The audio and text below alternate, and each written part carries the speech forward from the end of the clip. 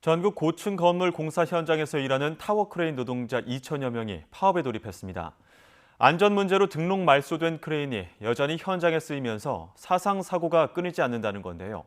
더 이상의 죽음을 막아야 한다는 게 파업 이유입니다. 홍민기 기자가 취재했습니다.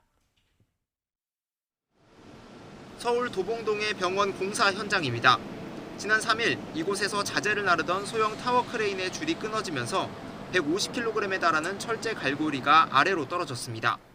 아래에 있었던 작업자 61살 김모 씨는 가까스로 목숨을 구했지만 허리 등을 다쳤습니다. 장비 결함일 확률이 저희가 볼 때는 100%라 보고요. 예, 와이어가 끊기면서 후크가 이제 자유낙하를 한 상황이고.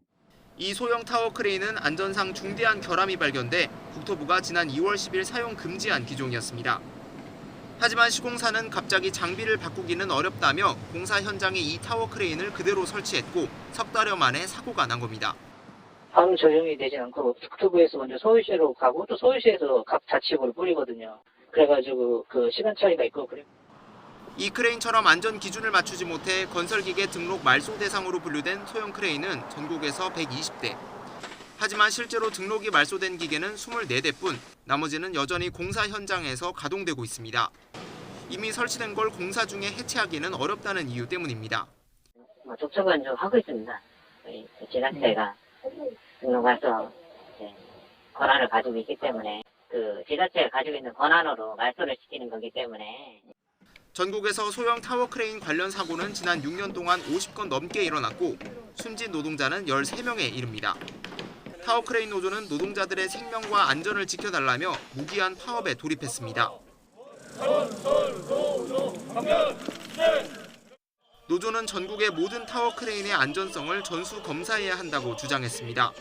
또 다음 달부터 소형 크레인 설치 기준 등 규격 제한이 강화되는데도 현장에선 아무 조치가 없다면서 국토부와 지자체가 관리 감독을 강화하라고 촉구했습니다.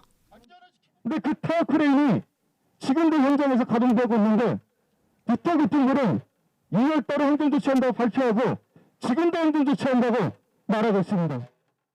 타워 크레인 노동자들의 노조 가입률은 70%가량, 조합원은 2,300여 명입니다. 전국 공사 현장의 크레인 3천여 대 가운데 90%가 멈추게 될 것으로 보입니다. 국토부는 등록 취소된 크레인 120대는 우선 안전성 검증을 받도록 하겠다고 밝혔습니다.